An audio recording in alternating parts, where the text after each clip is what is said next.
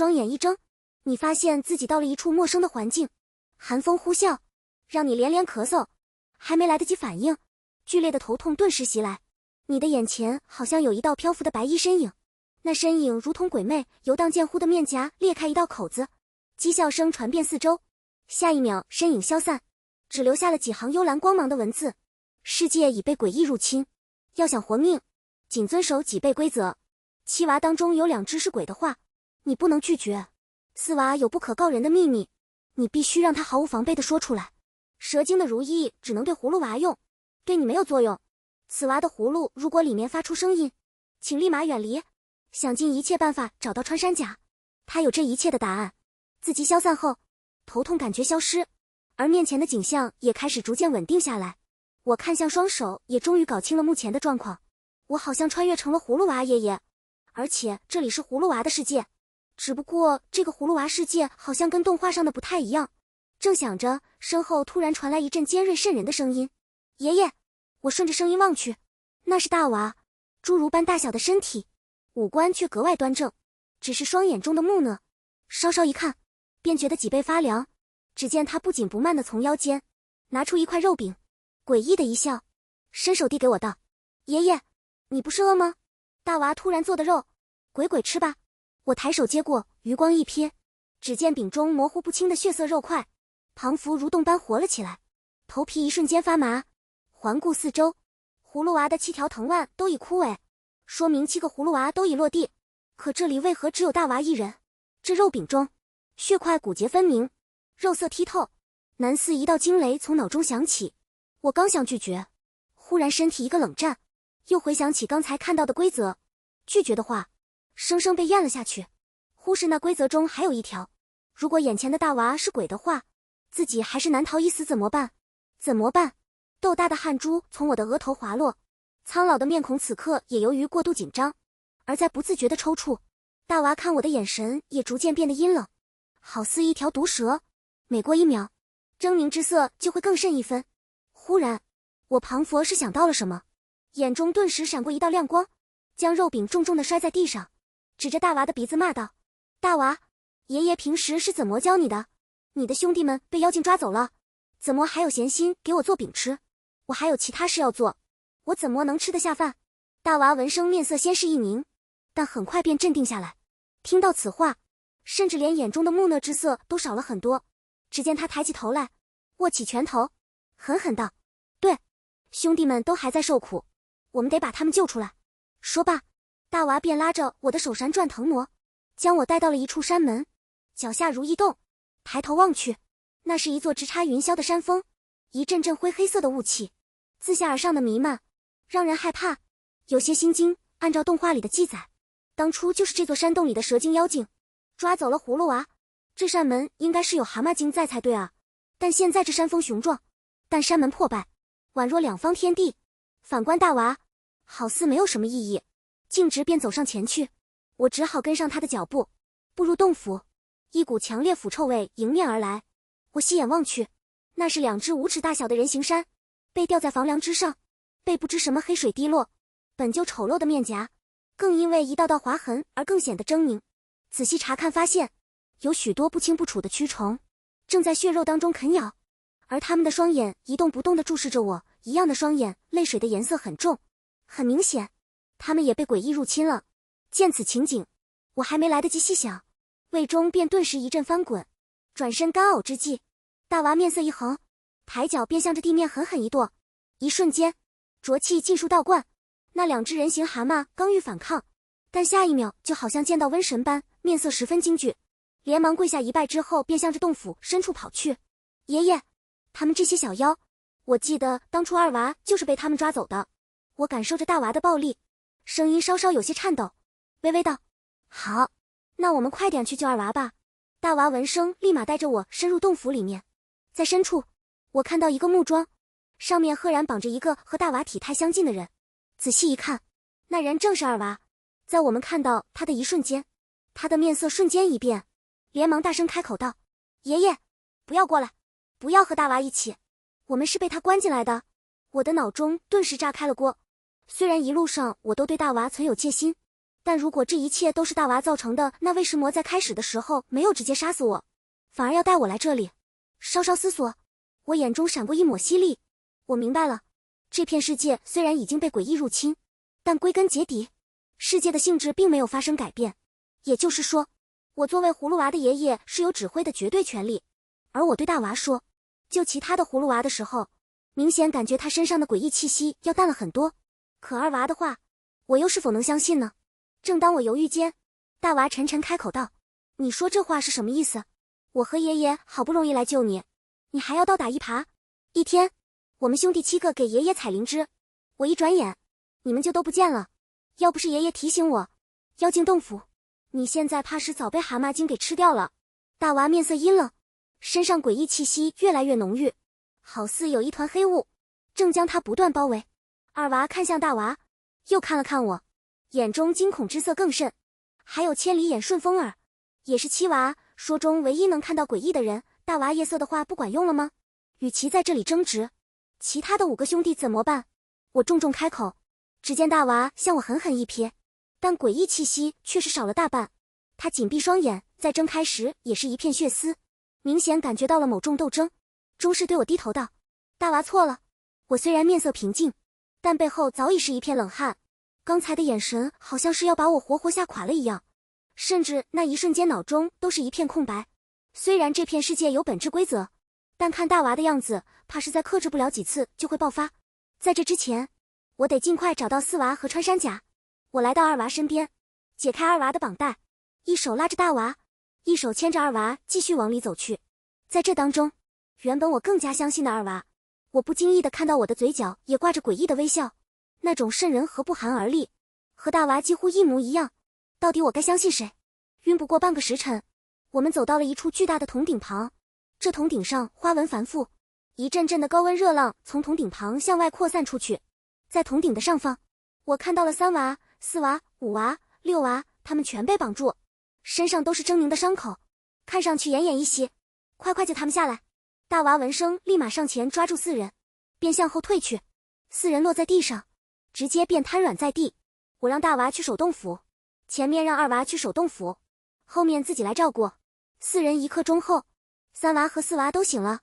爷爷，爷爷！4娃泪眼汪汪，在抬头叫我的一瞬间，余光又瞥到了2娃，脸上惊恐之色瞬间弥漫。只见4娃连忙捂住3娃的嘴巴，示意他不要出声，转身从地上拿起一个小石子，开始自顾自地画了起来。那是1只耳朵，1个拳头，还有4个葫芦。奇怪，不是一共有7个葫芦娃吗？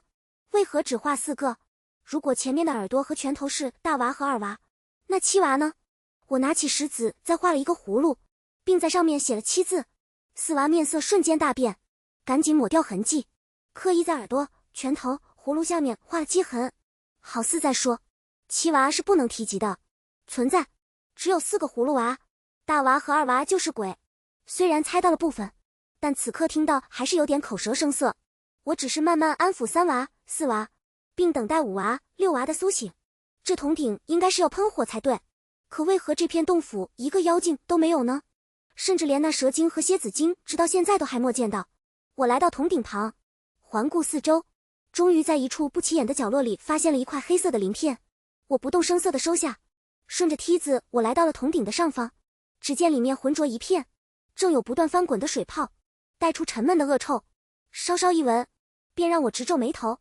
我强忍着恶心，从地上捡起一块木棍，开始搅动。大铜鼎翻滚间，我隐约看到铜鼎中有一大块黑色的不明物体，稍近一看竟是一片甲胄。动画中只有蝎子精才会穿上这种甲胄，这铜鼎里炖着的什么会是蝎子精？还没等我想完，又有一块破碎的白骨，上面掺杂着大量的碎骨，携带着绿色的粘液，看样子像是被重物击碎后再抛到铜鼎中。碎骨，大娃最开始给我的那份肉饼上面蠕动的血肉，看起来不像是存放很久的肉。如果不是7娃，很有可能就是这些蝎子精。大娃只是跺了一脚，洞府地面都能塌陷，而他最开始给我诡异的感觉，现在也都没有消散。他一定是其中一只鬼。2娃虽然接触不久，但开始路过洞府时，我能感觉到他给我的诡异，和大娃有种相似的感觉，那种后背发凉，我胆战心惊。四娃捂住嘴巴不敢发声，也是因为不相信二娃，所以二娃是鬼的几率同样很大。对于规则中的几条，我大概已经有了判断。对，只是四娃的秘密到底是什么？我脑海中快速将收获到的信息过了一遍。片刻后，我离开大铜鼎，重新回到了三娃、四娃的身边。幸运的是，五娃、六娃都已经醒过来了。虽然每个人的眼神中都有迷茫的诡异，但很明显这都没有大娃的那般阴冷。起身看到爷爷，五娃、六娃立刻起身哭叫道：爷爷，爷爷，我怕。虽然我是突然穿越到这老头身上的，但听到葫芦娃这样叫，双眼还是止不住的一酸，一股难言的情绪突然涌了上来。我轻抚着葫芦娃，连连哽咽道：孩子们不怕不怕，有爷爷在呢，就算有再多妖精，爷爷也要救你们。快告诉爷爷，你们是怎么进来的？到底发生了什么？五娃、六娃闻声刚一开口，突然眼中诡异更甚，一瞬间，二人好似是吃傻了一般，竟自顾地傻笑起来，咧着嘴巴，模样极为骇人。我意识到不对，连忙拉着三娃、四娃向后退去，可五娃、六娃越来越疯癫，最后更是直接跑上前来，原本圆润的指尖也开始慢慢变得尖锐，整个身子都好像是在以一种极端的方式扭曲，口中牙齿也越发变得丑陋，他们的样子正以肉眼可见的速度变成怪物。大娃，快来！我拼着命的大喊。大娃、二娃此刻也意识到了不对，连忙来到我身边护住我。那怪物仅仅几秒时间就完全蚕食了五娃、六娃的身体，在我面前的是一个蜘蛛与蝙蝠糅杂而成的魔兽，那滴血的皮肤让我只看一眼便觉得眼眶刺痛难耐。一瞬间危机骤起，大娃只得颤抖着隔空向着怪物用力打出一拳，那怪物似有感应般提前侧身躲过一甩腿，便狠狠地落在了大娃腰间。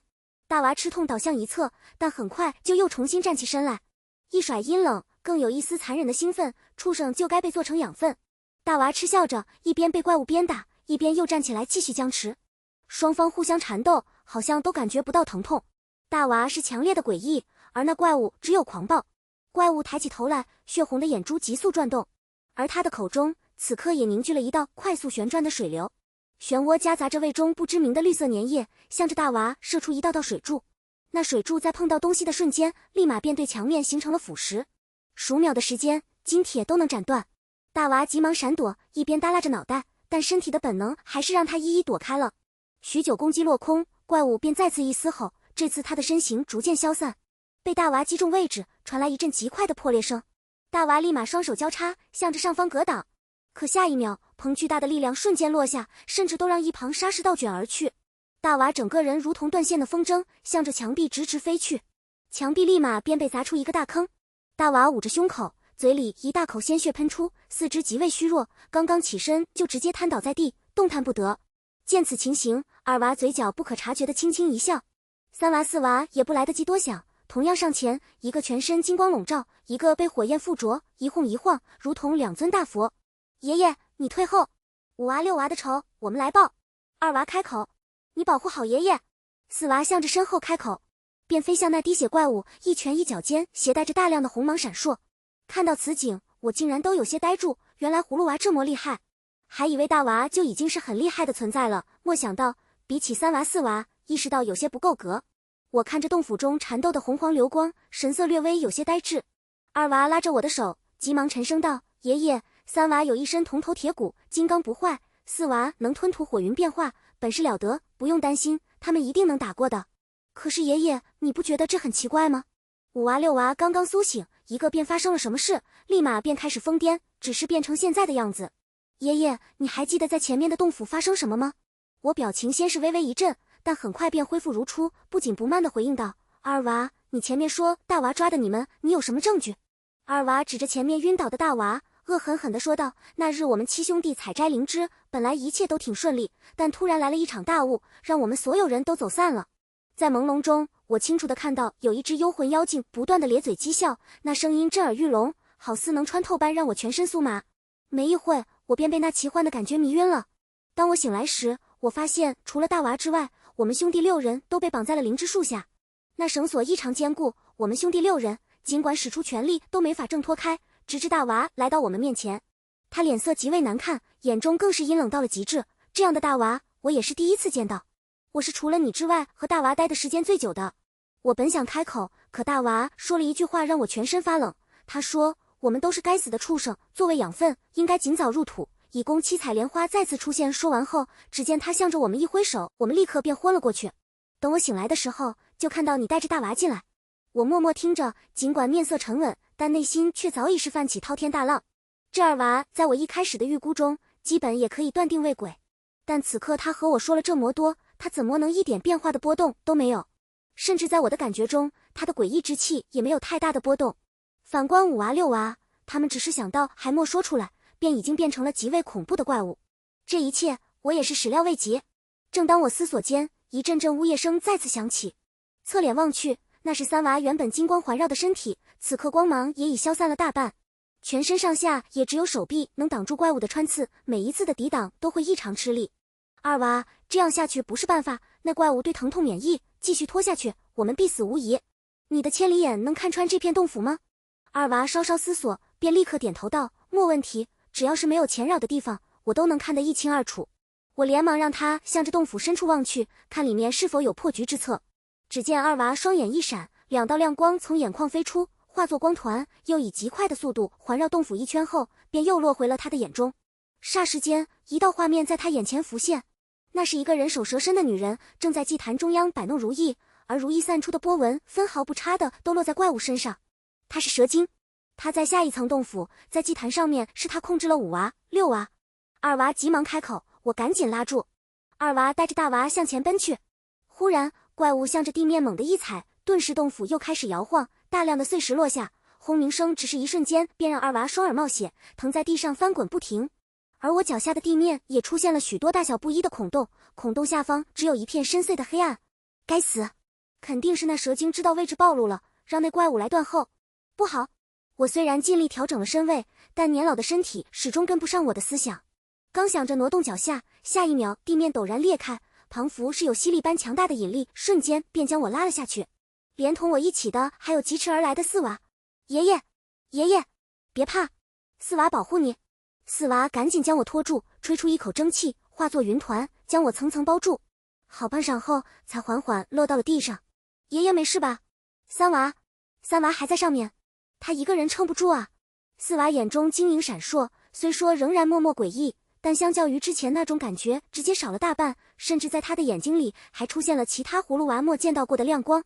四娃，三娃，我从云团中出来，腐朽的身体顿时发出咔咔声响，嘴中的粗气也是呼呼喘个不停，细腻的汗珠从上到下布满全身。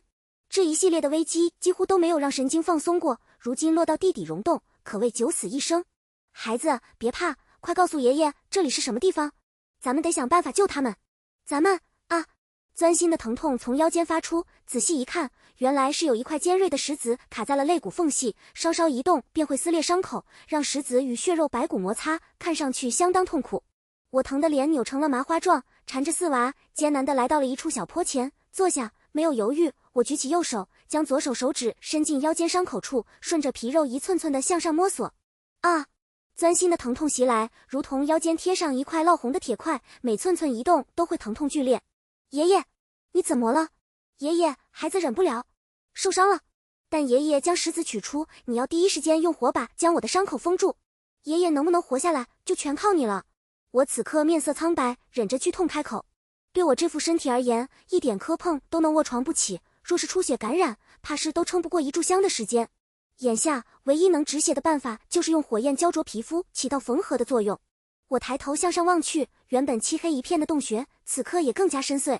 在画面回荡间，我旁佛又看到了那日见到的诡异幽魂，正咧着血肉大嘴，发出阵阵讥笑。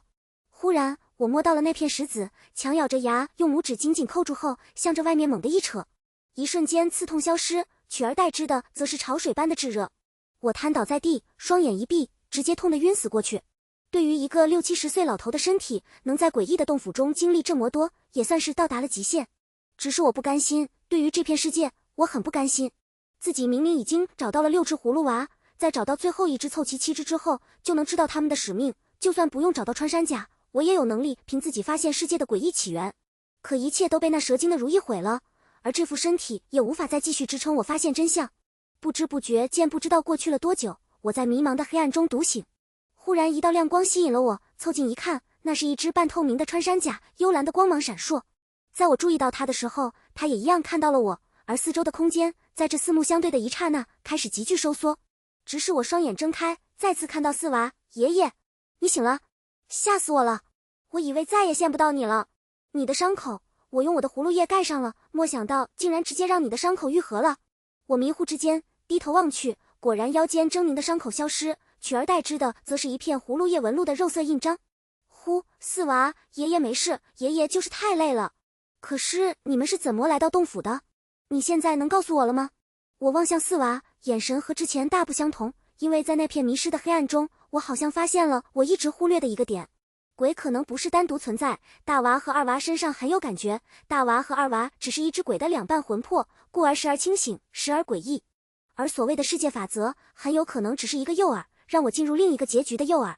不论是大娃和二娃在第一层洞府的相见，亦或是刚才与怪物的搏斗，我都有种错觉，我老感觉大娃和二娃想让对方被怪物吃掉，但碍于所谓的世界规则，不得不听命于爷爷的话。这种感觉我已经越来越觉得明显了。四娃左右环视，但没有异常，而后转身开口道：爷爷，大娃和二娃是最早出现诡异的，但一切的根源是老七。听到老七这个名字，我眼睛顿时一亮。葫芦娃只有6只，葫芦娃的能力是和自身有关，而七娃则是依靠葫芦。规则中说明，大娃和葫芦如果里面发出声音，请立马远离这个世界。从一开始就告诉我，七娃绝对不是一般的角色。还记得我在上面喂食魔见到你小老七的名字，感觉很害怕吗？是因为老七的葫芦再一次从山里带出来后，里面就时不时的就会发出咕噜的声音。我们全都听到过那咕噜的声音，好像是在吵架一样。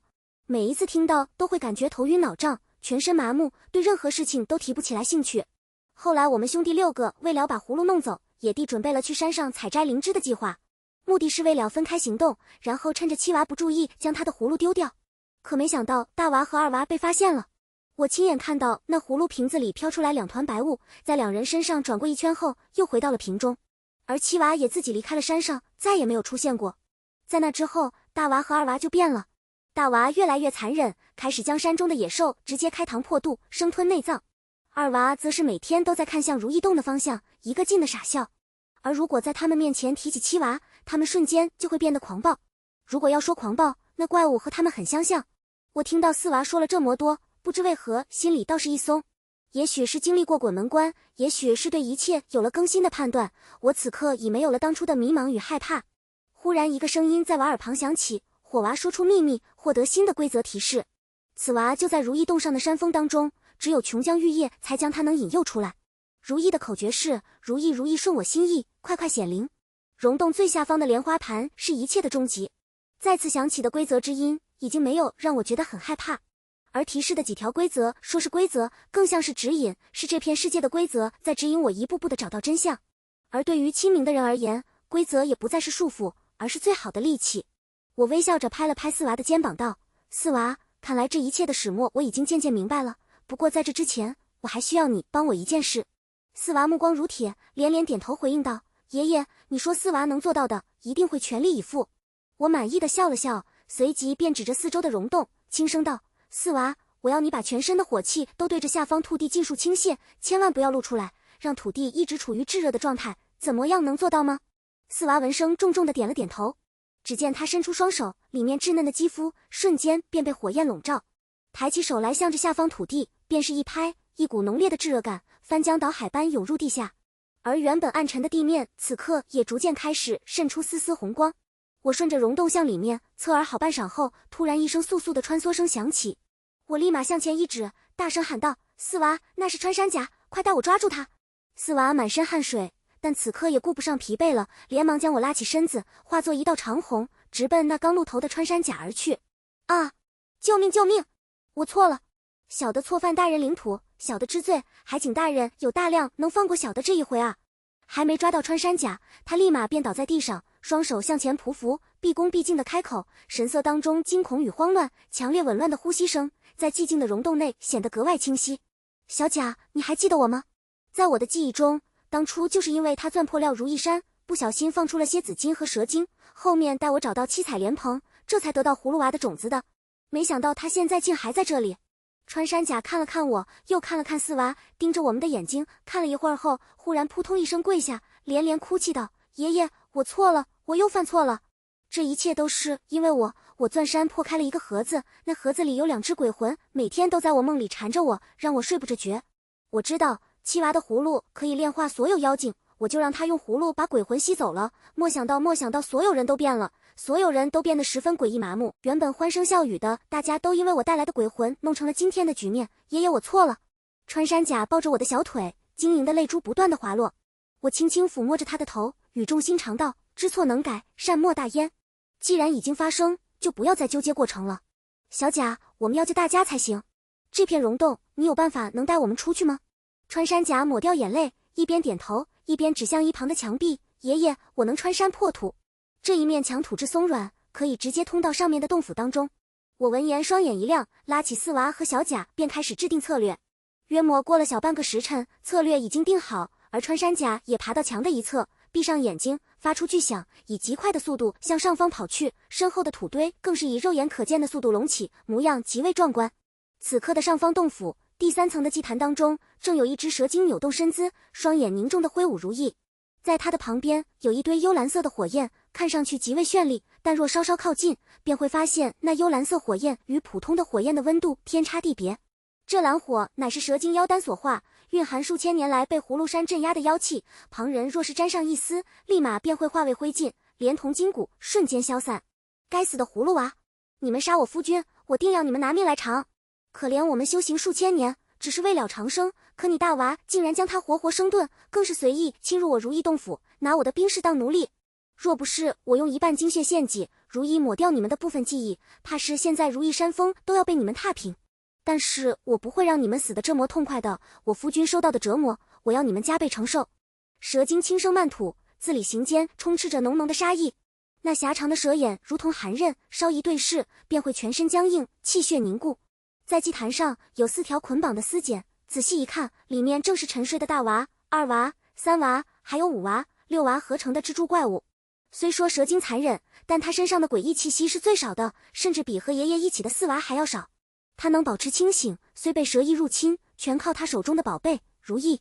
如意长1尺，形似发簪，通体金黄，上面古朴的纹路纵横，隐隐有流光闪烁。随着呼吸，如意也好像化未来般吸收着肉眼看不到的灰色流絮。传说如意能幻化世间万物，更有自然之力，能劈山断海，游离方寸之间。蛇精只是对着5娃6娃稍稍一挥，就能瞬间激发对方身上的诡异气息，使其暴乱成了一只真正的怪物，并且能够控制同样被诡异操控的大娃2娃。这种能力在这片世界也能算得上是1等1的神器。蛇精捏着如意，此刻上面停留了几秒，也将其收入腰间，转身向着祭坛走去。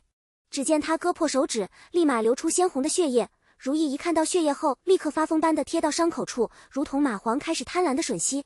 一边吸收血液，如意的外形颜色也慢慢由金黄转成了暗黄，就连上面古朴的流光纹路也随着时间越发变得深邃，甚至身形也变大了些。小半炷香后，蛇精原本就苍白的面色更加虚弱了。只见他双眼闪过一小抹灰气，但很快便被拉出身体，吸收进料如意体内。他手指的血液也渐渐干枯，最后只剩下稀薄的一丝被如意吐出，而如意的颜色也彻底由金黄变成了黑色。在祭坛中心，蛇精渐似沉睡。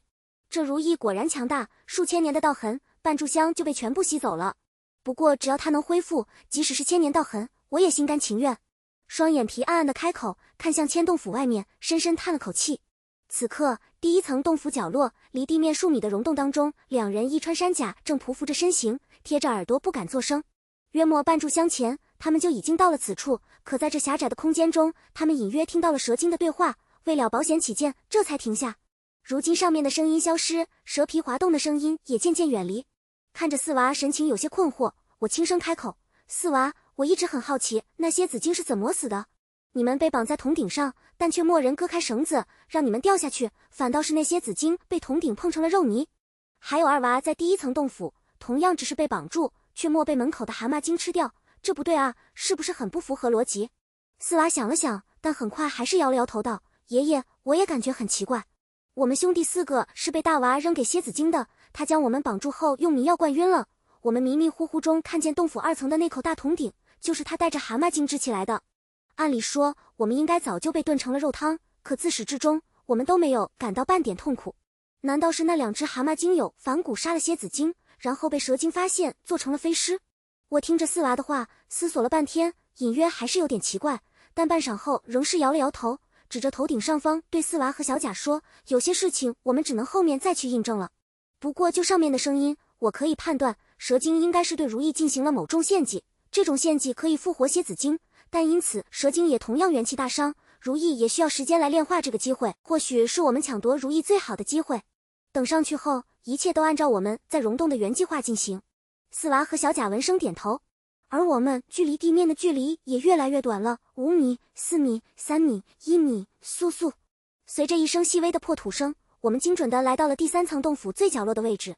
这一处是蛇精堆放食物的位置，一到上面来，遍地的动物死尸如同沟壑，强烈的腐臭味道顿时迎面扑来，其恶心程度甚至与洞府门口的蛤蟆精都不逞多让。空气中漂浮着绿色的絮状流云，仔细看去，那是由一串串飞虫汇聚而成的。这些流云大多都附着在死尸表面，在死尸体内分泌出粘液后，再将粘液装入一侧的瓶罐中，方便储存。而蛇精与蝎子精最常摄入的就是这种粘液——琼浆玉液。我拿起瓶子端详，赫然写的就是琼浆玉液。没想到竟然能让我在这种地方看见琼浆玉液，果然不是一般人能喝的。我收起瓶子，将其放在了腰间，然后看向四周。如此强烈的视觉冲击，甚至比蛤蟆精给我的感受还要强烈。只是稍一思索，我的胃中便开始翻江倒海。若不是迫于蛇精，我想我早就吐了一地。在整理完思绪，我向着小贾和四娃使了个眼色后，便开始分头行动。四娃悄然来到蛇精洞口处，突然仰天高呼道：“蛇精，你害我兄弟，你怎么能这么残忍？甚至将5娃6娃变成怪物！蛇精，我要跟你决斗！”四娃突兀的声音在洞府中响起。蛇精顾不得恢复伤势，拿起剑指着四娃道：“好你个四娃，天堂有路你不走，地狱无门你闯进来！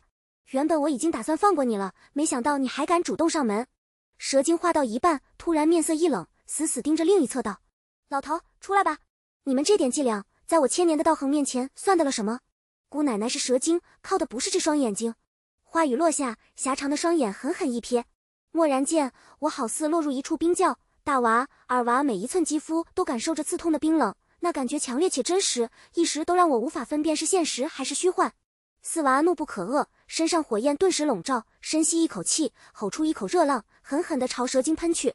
蛇精瞳孔一缩，立马滑动身形，只见他手中长剑轻轻一挑，一道热浪立马便被分了出来，落到了大娃、二娃、3娃以及怪兽的身上。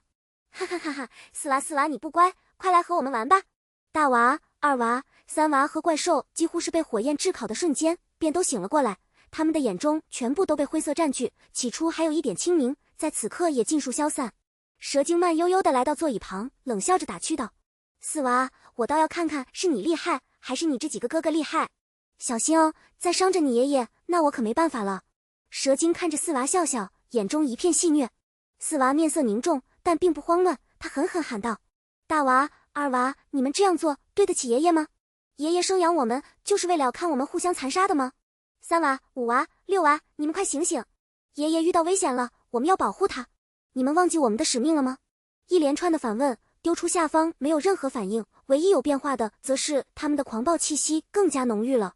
大娃最先动手，他嗤笑着隔空打出一拳，顿时形成一道气浪冲拳，引得洞府轰隆一片。二娃则扰乱心智，不停地用千里眼的光团闪耀四周，引得人心神动摇。3娃金光亮起，伴随着金铁之声不断的跃起，试图打倒4娃。而那怪物则是嘶吼间倒挂在顶上，对4娃展开撕咬。一瞬之间，四方危机骤起，火娃的面色也是狰狞到了极致。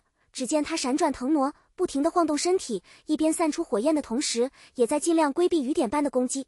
砰！4娃险些躲过大娃的冲拳，又侧身逃出怪物的击退，可迎面而来的金光拳头却是直直地挨上了。随着一声大力的碰击，4娃轰隆落在洞府的墙壁上，但很快他又站了起来，双手立刻丢出熊熊烈火，一马烧的怪物嗷嗷惨叫。二娃咧着嘴巴，向着地面踩了几脚，那原本就破碎的洞府更是摇晃剧烈，开始不断的有巨石震摇。蛇精在一旁看着，面色也逐渐变得难看。莫脑子的葫芦娃，让他们抓的4娃都要把我洞府给拆了，再这样下去，老子都要被你们埋在这儿。蛇精一边怒骂，一边挥动双手，重新把大娃送入茧中沉睡，自己则扔出2块利刃，以极快的速度奔向四娃。四娃此刻神经紧绷，对于三娃的攻势节节败退。此刻飞来的利刃，他没有注意到，直接便刺入了他的胸口。一瞬间，鲜血浸染一片，在半空中的身形也戛然而止，重重落在地上，被三娃和二娃踩住。四娃也终于可以和我们玩了。三娃身上金光消散，耷拉着脑袋边笑边开口。二娃也红着眼睛，咧着嘴巴道：“四娃，加入我们吧。”二人身上的灰气开始漫出，逐渐向着四娃身上汇去。在这千钧一发之际，我终于是清醒了过来，用尽全身力气，向着祭坛方向大吼一声道：“小贾还不动手！”蓦然间，蛇精转身望向祭坛，只见祭坛的正下方，一只穿山甲破土而出，稳稳地来到祭坛中央。此时此刻，蛇精的眼中闪过前所未有的慌乱，携带着滔天嘶吼，急速奔向祭坛。小贾神情决绝，纵然心底害怕，但此刻仍是鼓起勇气，右手一挥，将如意握入手中。不！蛇精发出瑕疵欲裂、痛苦的狰狞声传遍四方。在这如意落手的一瞬，一道无形的波纹以穿山甲为中心，向着四周扩散而去。蛇精在身体碰到波纹的一瞬，立刻便被弹飞，嘶吼一声，原本就重伤的身体，此刻更是雪上加霜，直接一口老血吐出，瘫倒在一旁，动弹不得。那数千年凝聚成的道痕，也在穿山甲打断祭祀的一刹那，彻底烟消云散。波纹落在我的身上，并没有出现任何异常，只是轻轻地拂过，便向着葫芦娃轰击而去。孩子们小心！我还没来得及反应，连忙转身开口，但还是晚了。波纹在接触到葫芦娃的一瞬，连同怪物和沈睡的大娃，全都被剧烈的弹飞，在撞上墙壁的一刹那，纷纷没了呼吸。而原本就摇摇欲坠的洞府，此刻更是因为波纹直接崩溃，一时间大量的碎石落下，从祭坛中心开始，一片片的向外粉碎。孩子们，孩子们！啊！轰轰！触目惊心的轰鸣声盖过了我的呐喊。穿山甲立刻跑出祭坛，拉着我的手，急匆匆道：“爷爷，洞府马上就要塌了，你快走吧。”四娃已经尽力了。我看着倒地不起的葫芦娃们，第一次有了心痛的感觉。这种感觉不是被外界环境干扰，而是纯粹源自内心，源自短短时间的相处。一瞬间，2行老泪顺着眼角滑落，身子一下就瘫软在地，望着腰间被四娃刻上的葫芦叶印章，我放声痛哭了起来，哭得撕心裂肺，伤心动肝。爷爷还有7娃，咱们还有最后的希望啊！爷爷穿山甲捏着我的领子，话语间满是急迫。我望着倒下的葫芦娃们，渐渐收起眼泪，深深地叹了一口气，目光决绝地拿起气翼，大声喊道：“如意如意坠心，心意快快显灵！”下一秒，大娃、2娃、3娃、4娃以及被合成怪物的5娃和6娃纷纷消散，各自只留下了一枚种子飞向我的手中，而我和穿山甲的身体也闪耀起了阵阵光泽，开始向洞府外面传送离去。我望着一旁倒地不起的蛇精，在传送的最后时刻，从怀里丢出了一块黑色鳞片，那鳞片是蝎子精最后残留的一点尸身，把它丢给蛇精。我望向蛇精，为了他甘愿牺牲数千年的道行，惊喜有始有终，对他也算完整。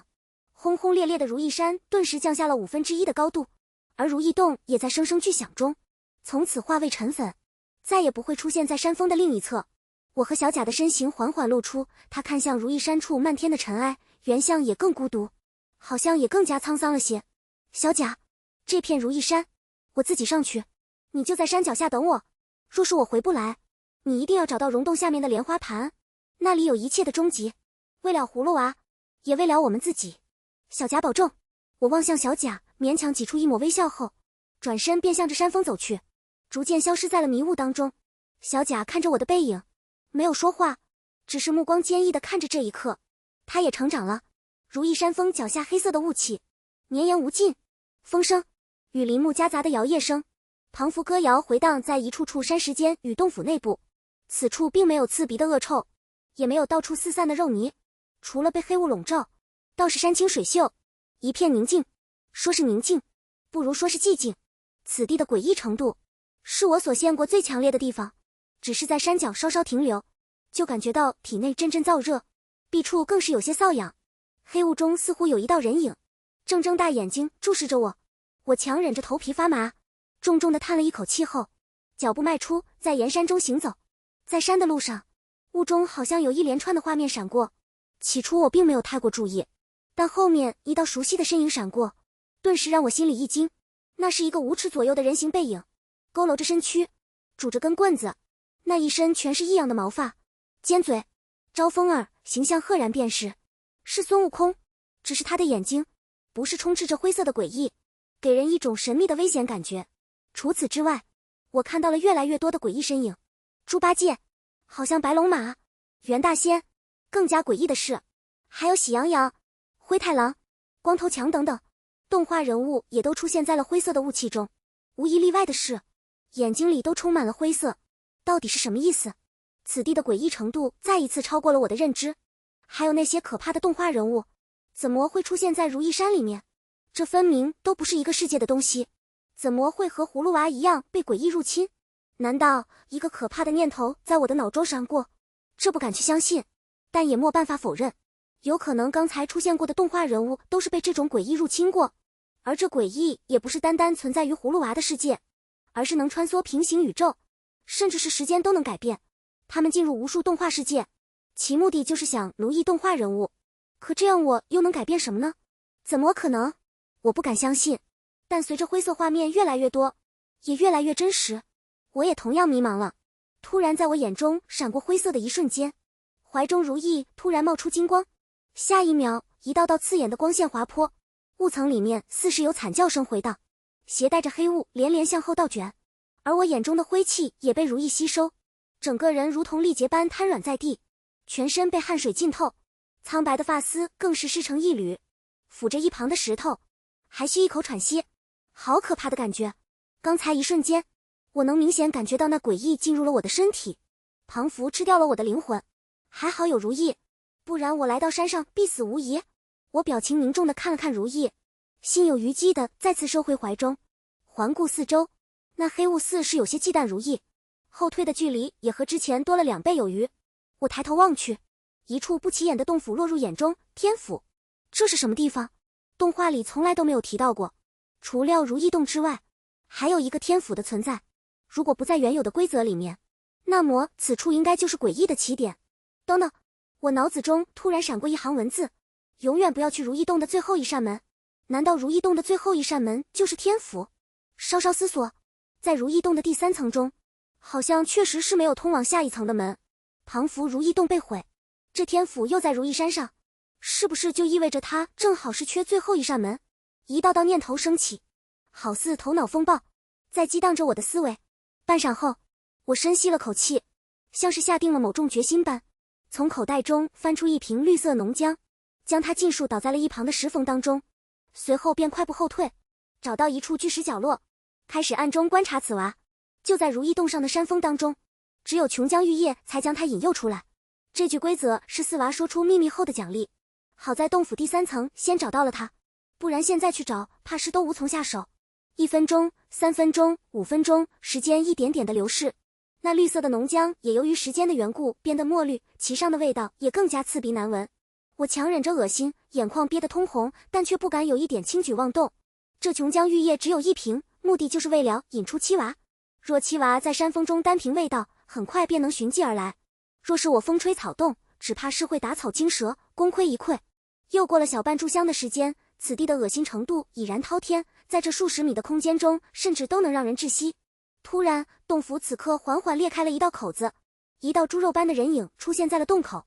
只见他一身紫色衣服，身上毛发极为夸张，整个面孔五官全都扭成一团，唯一能看清的只有额头正上方那颗全灰色的眼珠。七娃也成了怪物。只见七娃匍匐身形，谨慎地来到琼浆玉液旁嗅了起来，下一秒抬手便抓起那浓浆，大口大口地吞咽起来，吧唧声混合着嘶吼的咆哮，一时间倒分不出是享受还是痛苦。我呼吸急促，面色犹豫，心意忐忑。人在此说不怕，肯定是假的，只有真正面对的时候，才能知道那巨大的压力。我颤抖着站起身来，拿出如意，便朝着七娃高声呐喊：如意如意，顺我心意，快快显灵。一瞬间，七娃错愕的面孔悲喜交加，嘴里不知呜咽着什么，但很快面色又再次恢复残忍。只见他挥舞着臂膀，张牙舞爪地向自己冲来。我内心的不安越发浓郁，那地面颤抖的声音好似在拉扯着我的心脏，恐惧几乎就要将我淹没。突然一阵阵金光从头顶落下，一同落下的还有一直旋转着的星星如意，如意，顺我心意，快快显灵。呼，那金光化成光团，盘旋间落在七娃的身上，庞佛锁链般顺着七娃臂膀、双腿缠绕，一圈圈圈。那原本灰黑浓郁的毛发，在光团的笼罩下滋滋作响，一连串灰色的烟雾飘起。虽然狰狞，但若观察七娃的面孔，会发现除了疼痛之外，更有一种解脱和感激。七娃探出舌头，嘴里艰难地说出：“爷爷。”我看着眼前扭曲的七娃，内心同样悲痛。孩子，坚持住，一定要坚持住。我眼眶红润，不知该说些什么，只是让他再忍忍，再忍忍。或许对我来说，经历了这一路起起伏伏，重重关卡，虽历经磨难，更重要的是如何才能走出这片诡异的世界。七娃的毛发一片片消散，结成灰，气血消散，肌肤也渐渐恢复光泽，不再扭曲。而他的体内一只恐怖的白衣幽魂也在如意光团的拉扯下露出身形，他紧紧扯着七娃的身体，庞佛和他的内脏同为一体，现在要分离开来，必定双方都要承受痛苦。最后关头了，七娃一定要坚持住！我声嘶力竭地大喊。一时间，呐喊声、惨叫声、呜咽声揉成一片，回荡在山缝当中，极为骇人。七娃的面孔此刻已经恢复了大半，只见他一手拉住白衣幽魂，一手托着自己的内脏，向着相反的方向用力一扯。不要离开我，不要离开我！随着白衣幽魂求饶般的呜咽，七娃似乎有了顾虑，双眼一横，再次加大力度，直接抓住一道光团，便往嘴里塞去。刹那间，七娃全身由内而外的发出金光，那一道道灰色雾气也正以极快的速度逃离他的身体。一旁的白衣幽魂直接被光团一口吞下，光团瞬间膨胀，随后又急剧缩小，缩而复始几次过后，终于恢复了原本大小，再次笼罩在七娃身上，好像意犹未尽。七娃的身体此刻被金光茧包裹住，而体内灰气越来越少，抽丝剥茧到了最后，七娃也慢慢恢复成了最初的模样。虽说身形没有太多变化，但红润白皙的面孔和清澈透亮的双眼，已经是证明了七娃完全复苏了。世界的诡异，此刻于他的身上已经被完全剥离了。爷爷，爷爷，七娃好怕，七娃在这里待了好久，但我控制不住自己，我只能眼睁睁地看着身体越来越扭曲，都怪我用葫芦吸收了鬼魂，都是我的错。七娃抱着我的双腿，扑通一声跪在地上，言语间泪水纵横，看向我的眼神也充满了懊悔。我微笑着摸了摸七娃的脑袋，轻声说：“七娃，不怕，爷爷在这儿。你们葫芦7个都是爷爷的心肝，不管遇到什么都有爷爷在。对了，七娃，你的紫葫芦呢？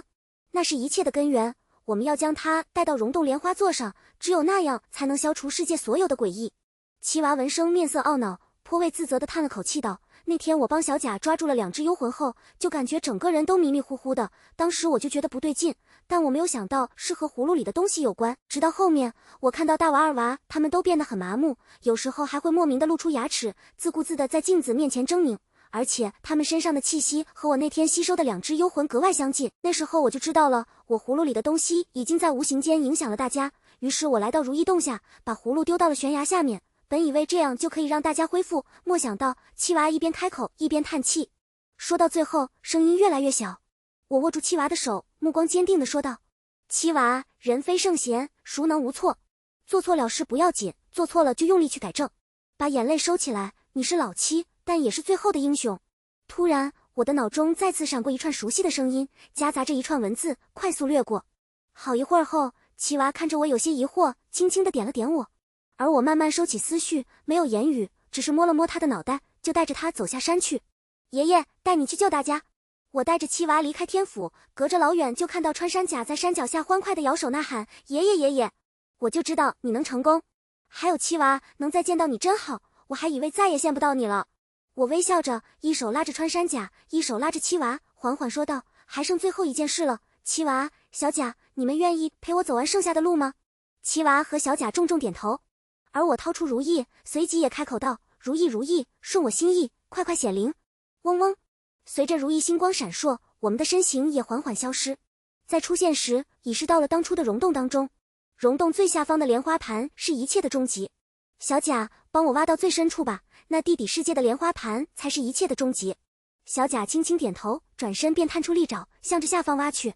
隆隆隆隆，坚硬的土块在小甲面前像豆腐一样。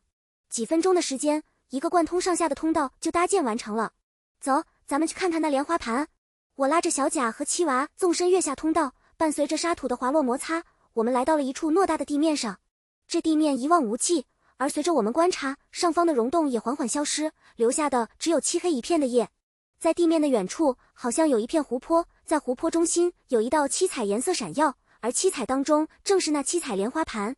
爷爷，我们找到莲花盘了！爷爷！七娃兴奋开口，小贾也跟着欢呼起来。只是我并没有太开心，只是微笑着抚摸两个孩子的脑袋，轻声道：“孩子们，那就是七彩莲花盘。我也有些累了，你们帮爷爷把它取来，好吗？”七娃第一个答应，只见他连忙起身，急匆匆地向莲花盘奔去。而小贾也同样迅速一爪向下抛，宛如一个行走的土堆。望着两个孩子，我原本就花白的头发更加稀疏了，而身体表面也开始出现黑色的斑点。这一切的征兆都是在预示，我这副身体即将走到生命的尽头，而我也会离开这个世界，回到我最初的世界当中。嗨嗨嗨！伴随着一阵咳嗽，我忽然喉咙一痒，一口鲜血顺着嘴巴喷出，我连忙又吐了出去，用沙土掩盖住。七娃此刻拿着莲花盘，也正在兴高采烈地回来。原来老去的死亡是这样的。以前总是听说老人自然死亡是没有痛苦的，因为他一辈子什么都经历过了，在离世的一瞬，会有一场跑马灯从眼前闪过，遗憾的、骄傲的、痛苦的、自责的、开心的，都会像灯光一样闪过。而我此刻的眼里闪过了这个老头的一生。我看到他无依无靠，孤苦伶仃，独自生活了大半辈子，直到老朽的年纪，终于遇到了葫芦娃，终于听到了一声从不敢想象的爷爷。我很难想象，这就是他一生中最重要的时刻。和葫芦娃在一起的日子，是他平淡生活里唯一的色彩。爷爷，莲花盘，我拿回来了。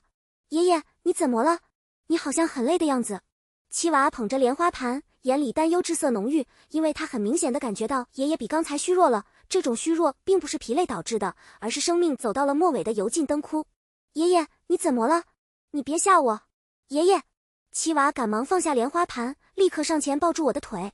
和以前一样，我还是习惯性地伸出手想抚摸脑袋，只是这一次好像一点力气都没有了。我的身子直接瘫软在地，如意也随之化为飞灰，消失不见。我想对着七娃笑一笑，可我连这点力气都挤不出来，只能听着七娃的声音越来越模糊，而我的呼吸也越发变得更长。忽然，我似是想到了什么，双眼立刻瞪大，用尽全身力气从怀里拿出6颗种子交到七娃手里，听着最后一口气说道：“种子，莲花盘，爷爷爱你们。”随后我便身子一沉，彻底没了气息，只留下了七娃和小贾抱着我的肉体失声痛哭。渐渐的，我的灵魂飞出，飞向如意山外，回到了当初我第一次醒来的地方。告诉我，你做出这样的选择是为了什么？在一处不显眼的地方，熟悉又陌生的声音忽地响起。我并没有觉得很意外，甚至就算是觉得意外，内心也不会有太多波澜，只为我知道这声音的源头正是那白衣幽魂，作为世界诡异规则的出现，只针对我的白衣幽魂。哪有那么多为什么？和他们经历了这么多，我也成长了。如果非要说个原因的话，我想应该是我想守护这片世界，想守护我经历过的每一份童年。在如意山中，我拯救了七娃，获得了终章规则。然而，终章规则并不等同于新的限制，而是一次全新的抉择。其一，我可以一直拥有如意，可以长生无数年，但不能阻止诡异入侵其他平行宇宙。其二，我放弃现在的所有，抹掉记忆，重新回到所有平行宇宙中，经历诡异入侵，并且成功的话，同样可以挽救世界本源。这是一道选择题，但这个抉择一出来，我的内心就已经有了答案。如果非要说个原因的话，我想应该是我想守护这片世界，想守护我经历过的每一份童年。全文完。